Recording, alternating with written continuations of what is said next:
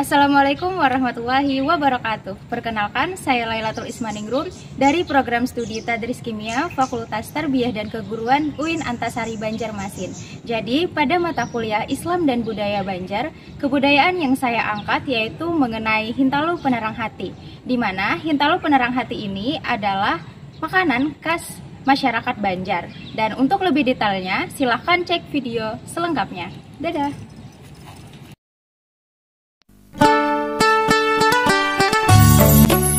Hintalu penerang hati sangat banyak ditemui di Kalimantan Selatan, khususnya di masyarakat suku Banjar. Fungsinya tak sekedar sebagai telur yang biasa dimakan, namun sebagai media pengobatan, yaitu pada masalah hati dan pikiran.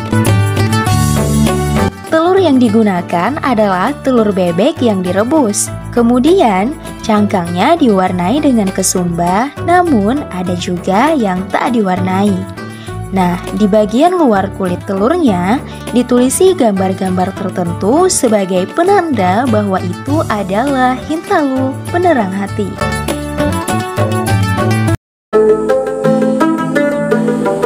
Sebelumnya, perkenalkan ulun Lailatul Ismaningrum dari UIN Antasari Banjarmasin.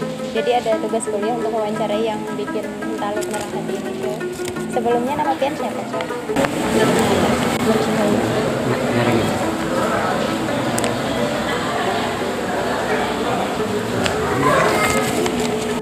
Kenapa Hintalu penerang hati ini sangat identik tersedia di Banjar, khususnya pada tempat ziarah?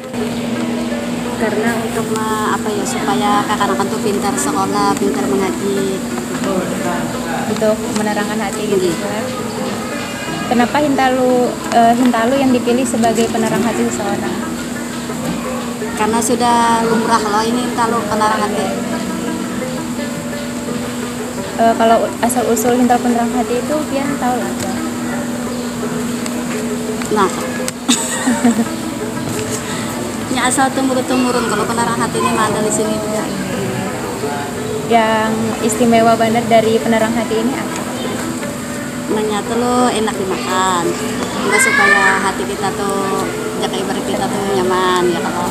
Bacaannya apa ya? Kalau awal mula yang membuat ini nih siapa Cil? Apakah dari keturunan nenek moyang atau gimana? Keturunan. Oh, dari keturunan. Untuk menekuni membuat ini nih pian dari kapan? Lama sudah mulai dari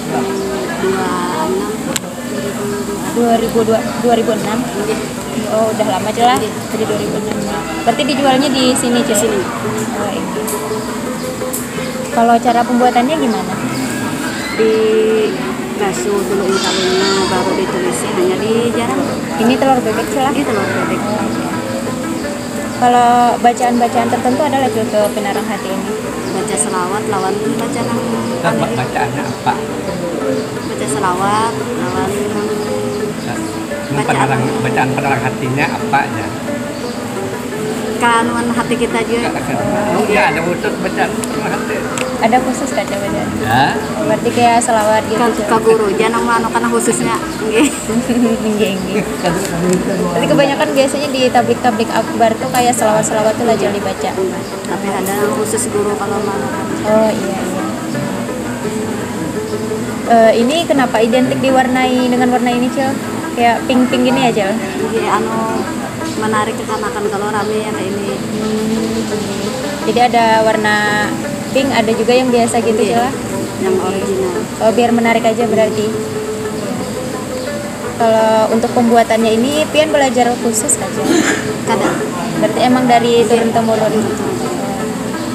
Kalau menurut pian arti penerang hati, Hintalu penerang hati ini gimana? Supaya hati kita tuh supaya anu ay. Jadi gitu tuh. Supaya tenang gitu kan.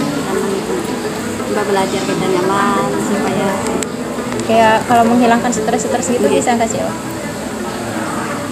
Ternyata dulu menenangkan hati itu kan lah, yang stres-stres itu pada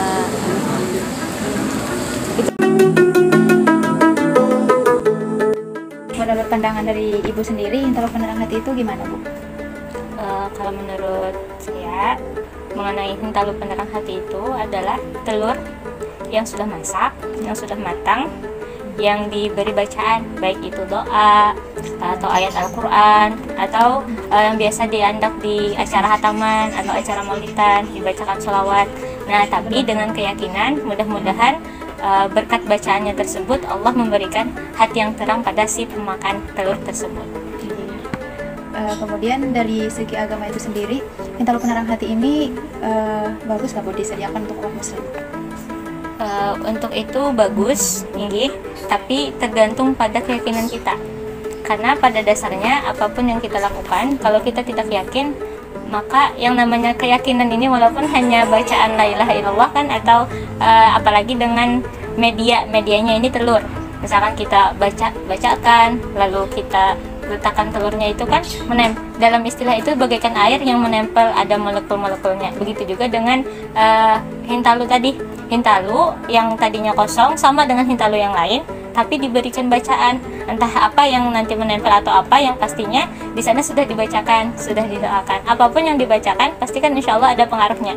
Kalau kita didoakan oleh orang lain, bisa jadi doa orang itu kabul, apalagi doa orang banyak atau doa tuan guru misalkan. Kemudian dari segi bacaannya sendiri, apakah sesuai dengan kaidah Al-Quran ataupun hadis? Menurut ulun sesuai, karena bacanya itu tidak ada yang bacaan-bacaan yang di luar dari doa-doa umat Islam tersendiri. Misalkan dari bacaan surah Al-Fatihah, ambilannya di dalam Al-Quran. Misalkan sholawat juga itu disuruh oleh, ada bacaannya innallaha wa malaikatahu yusholluna 'alan nabi ya ayyuhalladzina amanu shollu 'alaihi wasallimu taslima. Kalau sholawat itu kan dibacakan apa saja yang kita letakkan, baik itu air, telur, kue dan segala macam, insya Allah berkahnya ada di sana. Nah, kemudian dari sudut pandang agama sendiri itu, menurut Ibu apakah Hintalu Penerang Hati ini boleh dikonsumsi oleh orang-orang yang non-muslim? Kita lihat pada dasarnya telur ini adalah sesuatu makanan yang boleh dimakan oleh siapapun dan hukumnya tidak haram, baik dia itu non-muslim ataupun muslim. Jadi kalau orang yang non-muslim mau memakan boleh-boleh saja, dan juga siapa tahu bisa jadi mereka mendapatkan taufik dan hidayahnya dari Allah.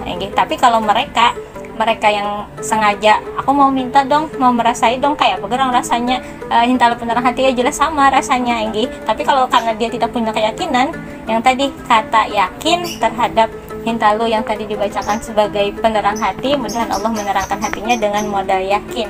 Yakinnya itu kalau mereka tidak secara sadar memakannya, bisa jadi Allah memberikan hidayah kepada mereka. Tapi kalau mereka mau coba-coba, aku udah makan tuh, aku belum dapat hidayah, itu karena mereka sendiri yang tidak yakin.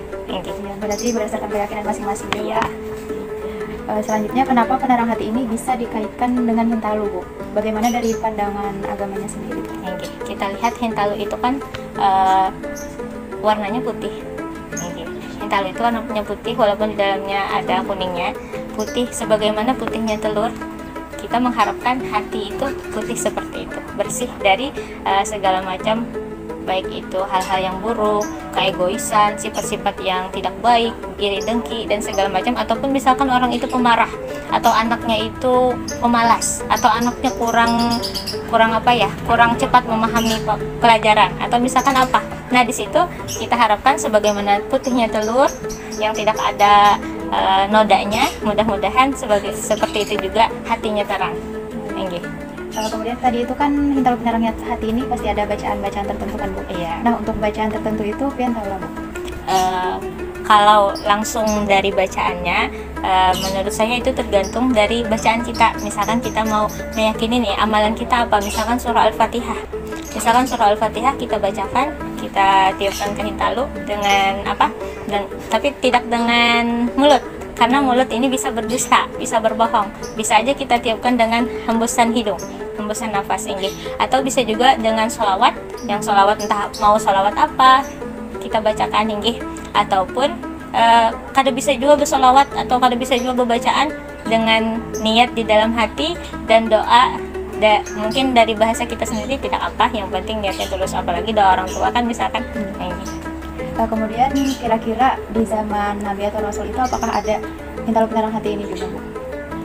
Untuk di zaman Nabi dan Rasul, berbalik dengan dari segi sejarah, memang kegiatan ini adalah kegiatan yang memasukkan nilai-nilai Islami dari budaya. Memasukkan nilai-nilai Islami dari budaya. Jadi misalkan kalau dahulu itu kan ada orang yang sesajen, kan dahulu itu ada sesajen yang memberikan itu telur atau makanan atau apa yang dihidangkan untuk orang-orang yang mungkin di roh-roh gaib atau apa. Nah, untuk memasukkan keislamannya bisa kita ambil dari sana, yang tadi telur penerang hati, mungkin itu cucur atau apa segala macam, tapi bukan untuk sesajen. Kita berikan bacaan-bacaan yang gunanya mudah-mudahan Allah menerangkan hati orang yang memakan. Kemudian dari perspektif agama sendiri itu, kenapa hintalu penerang hati ini banyak sekali tersedia di tempat ziarah? Iya, sebagaimana di tempat ziarah gini, orang yang ziarah ke makamnya wali, walaupun hanya sebentar, itu sangat banyak berkahnya banyak. Walaupun seperti kita memecah satu biji telur saja, lamanya kita berada duduk di sana, maka berkahnya sangat banyak. Oleh karena itu, apalagi kalau kita mengambil hintalu yang ada di sana, otomatis kan mudah-mudahan dengan berkat ini doanya lebih kabul dengan wasilah wali. Mudah-mudahan dengan misalkan di mana, di Datu Kelampayan misalkan, mudah-mudahan dengan berkat Datu Kelampayan, dengan memakan hintalu ini, Allah menjadikan hajat kita ini sebagaimana kita minta terangkan hati supaya kada pengarasan atau sebagai apa. Untuk hintalu penerang hati ini, mengapa untuk membuat hintalu penerang hati diperlukan bahan baku telur bebek, Pak? Bagaimana alasannya dalam pandangan sains? Oh ya, baik. Jadi hintalu penerang hati ini ya, ini istilahnya itu asli budaya Banjar lah. Iya, betul. Ya. Itu bahan bakunya telur bebek. Jadi kalau telur bebek ini sebenarnya itu agak berbeda dari telur ayam ya, bukan hanya dari segi ukuran ya, tapi komposisinya juga sedikit agak berbeda ya, dimana kalau telur bebek ini ya, itu proteinnya itu lebih banyak atau lebih tinggi dibandingkan telur ayam ya. Selanjutnya juga di dalam telur bebek itu terkandung vitamin ya. Tentu saja itu adalah vitamin B12 ya, dimana vitamin B12 ini sejatinya itu bisa mengurangi resiko anemia. Nah, jadi selain proteinnya tinggi ya, kenapa jadi dipilih telur bebek ya, juga mengandung vitamin B12. Nah, sebenarnya tujuan dari hintalu penerang hati ini kan salah satunya untuk mengabulkan hajat dari orang yang memakannya. Nah, jika orang yang memakannya itu ingin kabul hajat, nah tentu saja kalau tinjauan dari sains ya atau ilmu pengetahuan alam, orang yang ingin mengerjakan atau melakukan sesuatu tentu harus memiliki badan yang sehat ya, terus juga kuat, sehingga asupan yang harus dimasukkan ke dalam tubuh juga harus bernutrisi. Nah, jika badan sehat kuat, otomatis pikiran bisa lebih jernih ya, agar ya tentu saja aktivitas pekerjaan menjadi lancar. Nah, mungkin itu. Nah, kemudian untuk pembuatan hintalu penerang hati ini kan ada beberapa proses kan, yang diantaranya ada pencucian, kemudian perebusan, pewarnaan, dan juga pembacaan doa. Nah, pertanyaannya, bagaimana kaitan proses pencucian terhadap telur atau hintalu tadi jika ditinjau dari pandangan sains? Ya, baik. Kalau prosesnya tadi ada beberapa tahapan ya. Jadi salah satunya tadi adalah pencucian ya. Kalau pencucian ini ya tentu saja mungkin walaupun ya dilihat secara langsung itu, kalau misalnya ada kotoran tapi bentuknya atau ukurannya itu kecil sekali, itu bisa jadi tidak terlihat atau bisa jadi kita abaikan. Nah, mungkin lebih abdolnya itu kenapa ada pencucian ya, walaupun sebenarnya yang dimakan itu kan bukan cangkangnya ya, isinya ya. Nah, jadi yang dimakan itu juga isinya, tapi tentu saja ketika kita ingin memakannya itu menyentuh kulitnya. Nah, sehingga pada saat pembuatan atau proses dalam membuat Hintalu Penerang Hati ini ada yang namanya tahapan pencucian. Nah, pencucian ini tentu saja kalau ditinjau dari segi sains ya, kita anggap pada telurnya itu ada maupun tidak ada, tapi sangat memungkinkan itu ada. Itu adalah apa yang ada itu ya, impurities ya, atau pengotor ya, atau bisa kita sebut sebagai kontaminan gitu ya, yang apabila itu terikut masuk ke dalam tubuh itu akan sangat merugikan ya. Sehingga apa? Sehingga proses pertamanya terlebih dahulu dicuci ya. Tujuannya apa? Untuk membersihkan ya, untuk membersihkan apa atau kontaminan yang ada pada telur. Nah, khawatirnya kan ada unsur-unsur pengotor ya di kulit tersebut, jadi lebih afdolnya ya, lebih baiknya itu dicuci. Nah, seperti itu. Kemudian tadi kan tahap selanjutnya kan ada perebusan ya Pak. Nah, gimana kaitannya proses perebusan tersebut terhadap telur jika ditinjau dari pandangan sains? Ya, oke. Kalau perebusan ditinjau dari sains ya, dari ilmu, ya tentu saja di sana kita melihat adanya perubahan bentuk ya.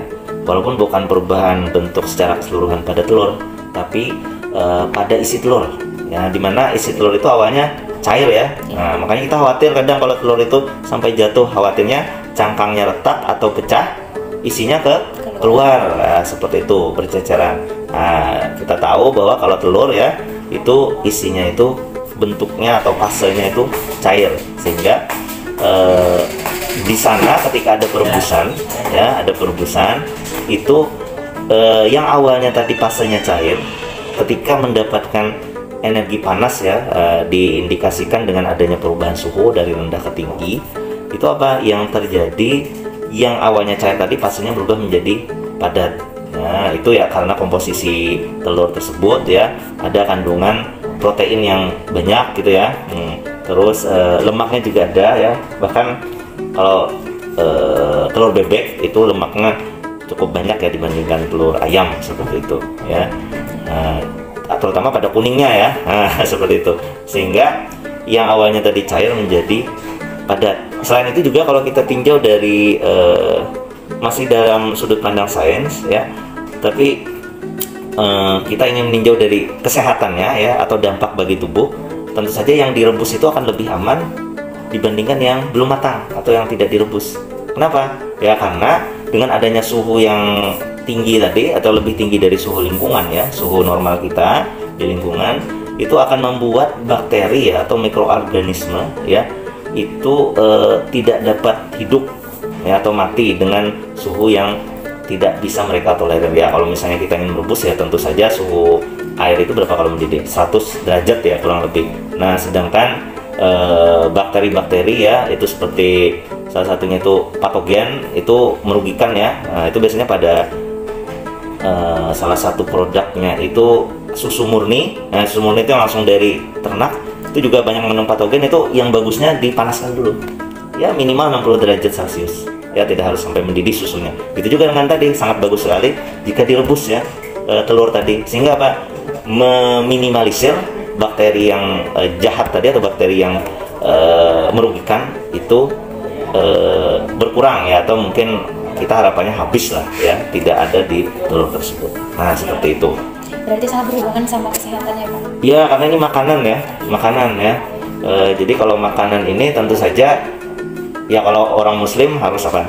Halal ya. Nah, selanjutnya thayyib ya, baik. Jadi makanan yang kita makan itu juga harus perlu kita telusuri ya, sumbernya dari mana, seperti itu. Dan yang lebih baik lagi itu adalah kalau muslim itu Rasulullah mengajarkan atau menganjurkan bahwa harus makan itu cukup saja ya, tidak berlebihan.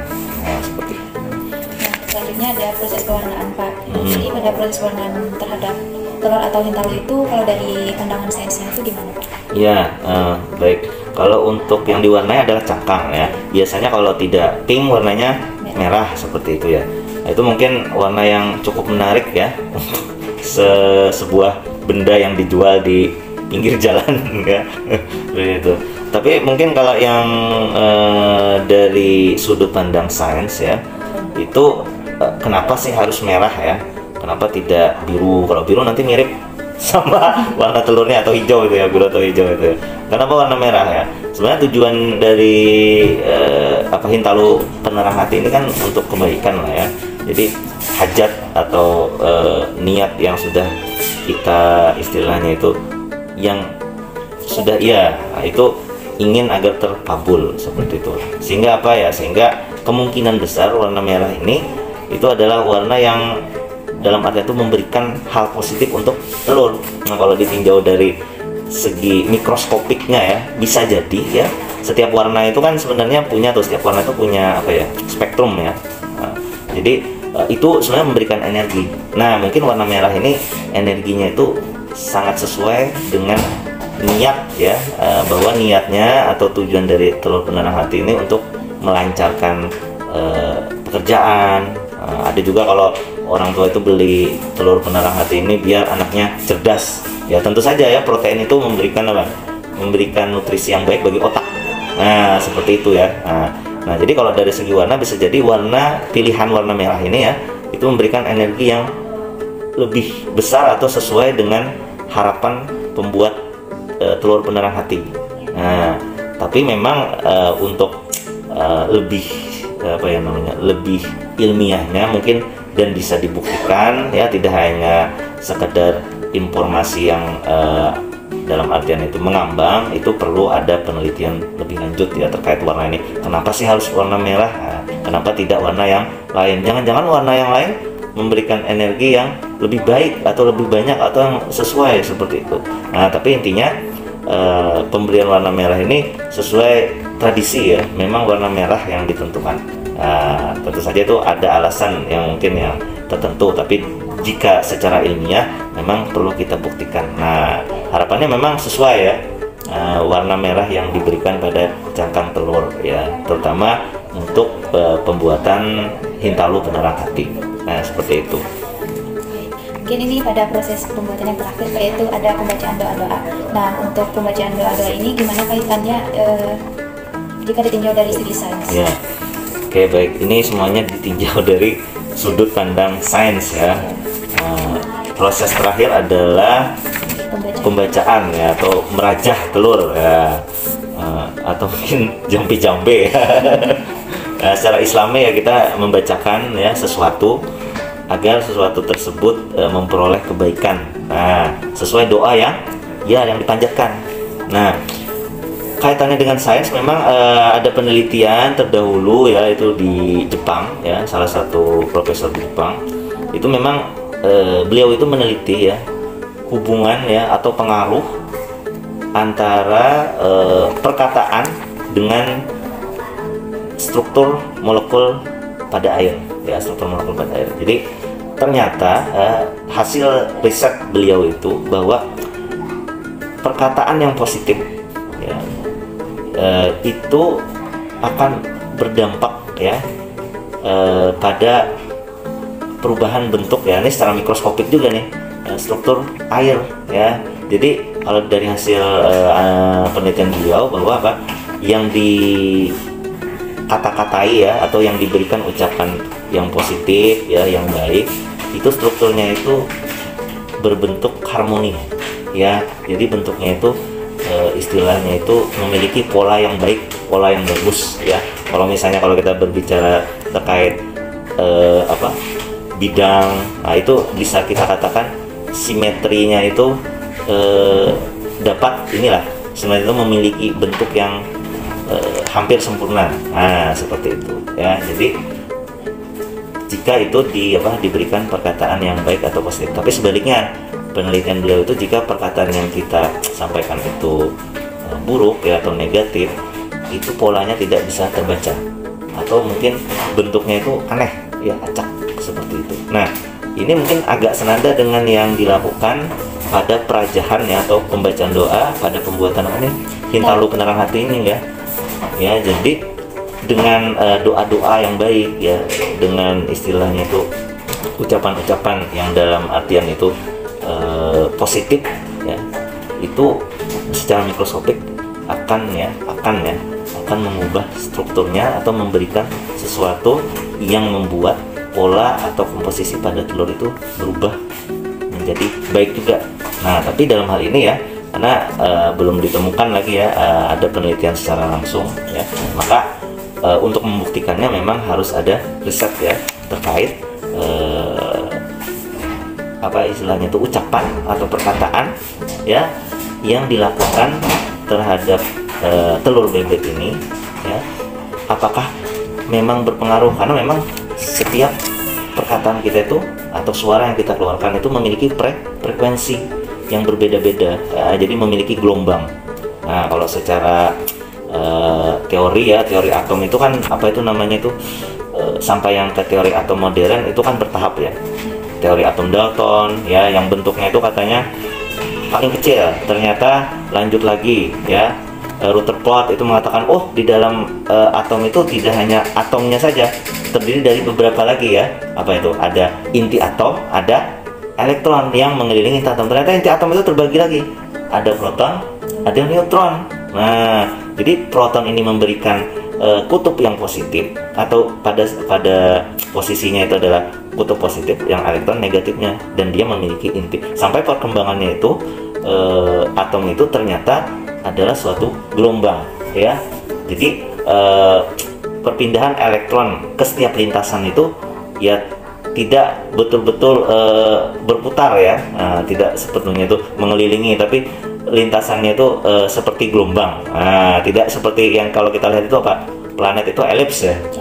Planet-planet mengelilingi matahari, tidak seperti, tapi bentuknya itu sudah seperti gelombang. Nah, itu yang mungkin kalau sekarang itu kita kenal dengan frekuensi ya, gelombang suara seperti itu. Jadi jika mungkin ini diteliti, mungkin efek dari atau pengaruh dari pembacaan doa itu akan memberikan sesuatu yang berbeda terhadap telur bebek yang akhirnya kan dijual ya sebagai Hintalu penerang hati, dengan memiliki manfaat yang berbeda dari Hintalu biasa atau telur biasa seperti itu.